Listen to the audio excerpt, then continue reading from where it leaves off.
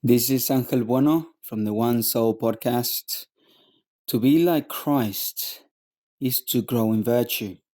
Here I share some reflections, some ideas on how to grow in virtue as we live our daily lives. Well, I can't really remember the last time that I recorded anything for the podcast or for social media. It's been, yes, so at least a year and a half. And this is very interesting because I seriously don't know how many times I have said to someone, yeah, I have packed the podcast. I really wanna go back into it, but I'm very busy. I've got many things on because it's true. In a year and a half, a lot of things have changed. Um, and yeah, so lots of things have been added to our timetables in the family.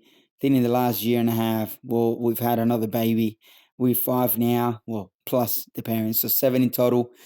Can't wait for number six, God willing, if he wants to send another baby. If not, well, we're very happy. Either way, at work, yeah, very busy, coordinating a bunch of people at school, awesome people.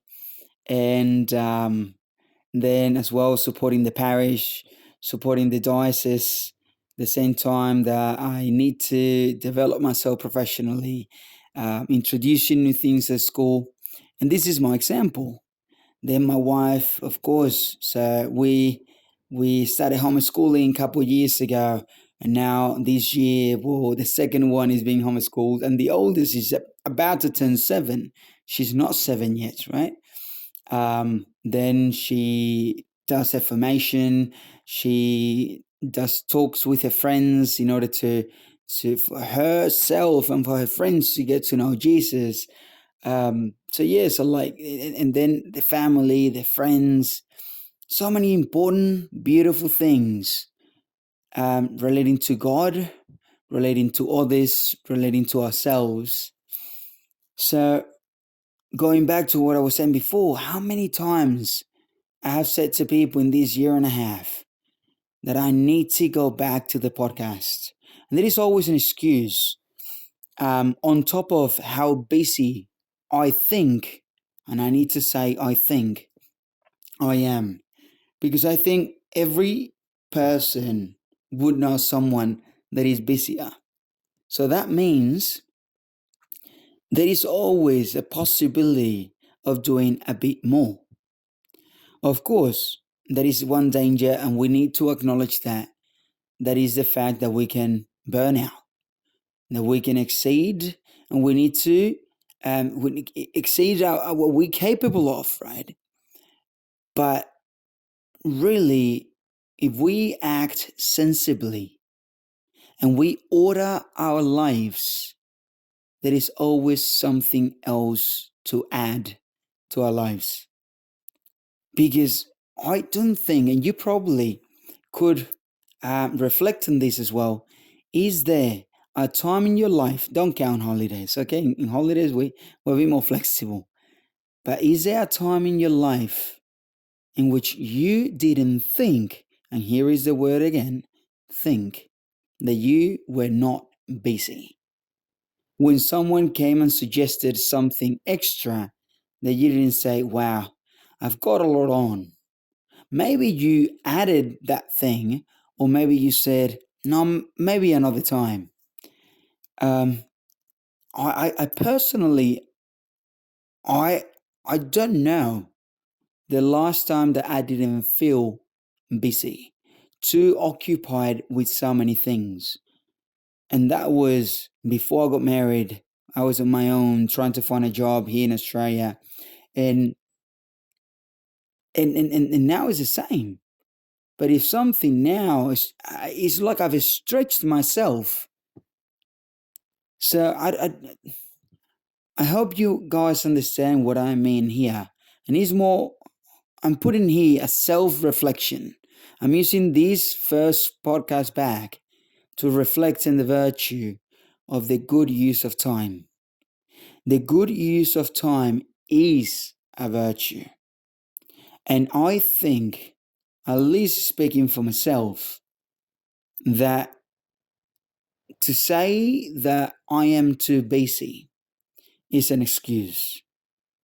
There is always more something else that we can do, but not for us, not for others, but for God.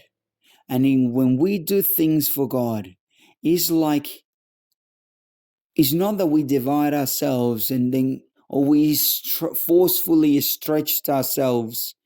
No, when we put God first, He multiplies us. So the other day I went to the shops and I came across a good friend. It's one of those people that you just like, even though you don't see them often. But it's like, if I see him when I go in the car, I'll give him a beep. Or if I see him at the shops, I will stop and just spend a couple of minutes with him. And there I was. He said, "Hey, I haven't heard your podcast in a good while." And there I was. I'm too busy. And also, you know what? When I started, the microphone was such a hassle. He pulls out his phone. He said, "Just use this thing."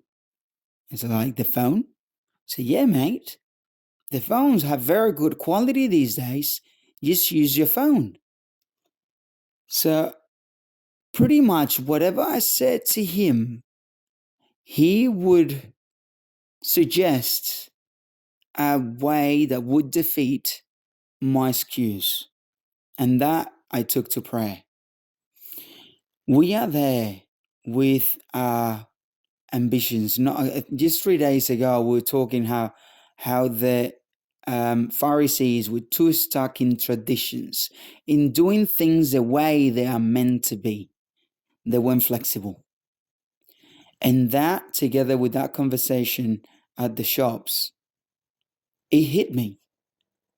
I'm still stuck on the things the way I think they're meant to be. I'm not being flexible. I think that I don't have time.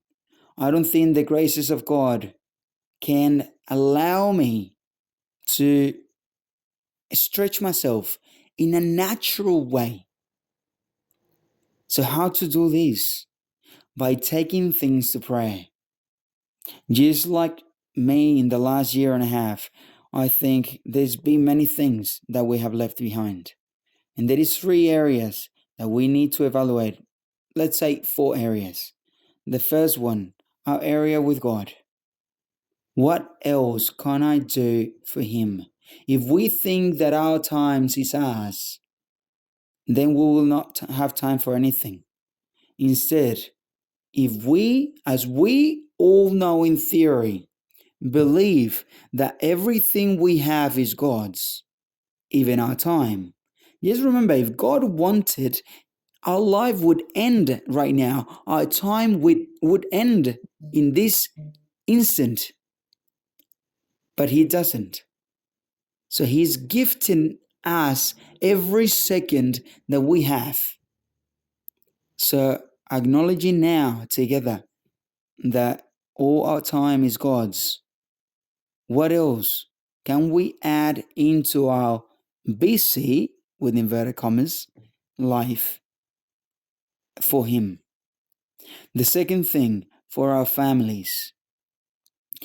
Our families need us, whether you are the father, the mother, a sibling, or a child of a family. Your family is there for you. Your family is the first environment that God has created for you, for me. So, this is another area of evaluation of our times. Do we take for granted the time with our families?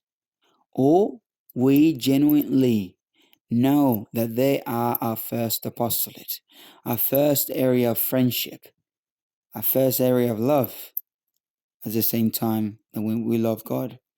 God told us and commanded us to love our neighbor. Who is our first neighbor? Our spouse, our sibling, our child. And it is beautiful. And sometimes ourselves or our lives, our personal lives, our jobs become more important than our neighbor just because of a matter of time. Then, of course, our friendships, we need to look after them. So, do we have time for our friends? One of the last things that I've been sort of reaching out to my closest friends, the godfathers of my children, I've reached out to them, and it's at least once a month we should sit down, have a coffee, have something, and figure it out. Like, not say like we're too busy, we can't, we're never available for this sort of thing. It seems a privilege, but it is not a privilege.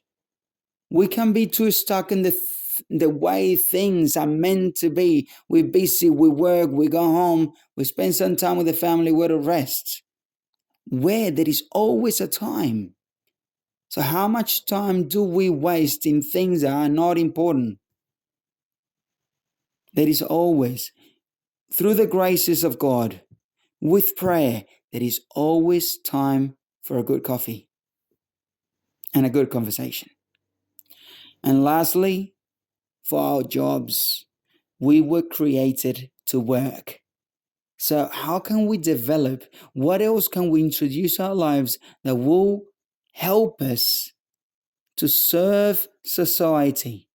Because it is when we work, when we serve society, of course, we work for our families, we work for God, but we also work for the environment where we live, the country where we live. We are contributing.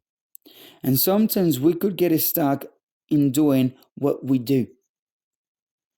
But there is always, again, a bit of time that we can put into reading a book, seeing what the last research on our fields is, or even challenge research in our fields to say, but you know what, I'm going to give this a go. Does it work for me or it doesn't? If it doesn't, I'm going to try something new. But always thinking, okay, what else can I do? So, sensibly, let's question ourselves. Let's see where, with the grace of God, we can give a bit more. Because it is by using time well that we will be able to truly love God, love our neighbor, and also love ourselves and develop ourselves in our areas of expertise. Anyway, with those thoughts, I'll let you there. Please pray for me that I can continue at least once a month sharing some ideas. We need to grow. And my commitment now is to at least share something once a month using my phone instead of a beautiful mic that I had. But at least we are talking, we are conversing, we are doing a bit more. So God bless you. This is Angel Bueno from the One Soul podcast. I look forward to chatting with you soon. God bless.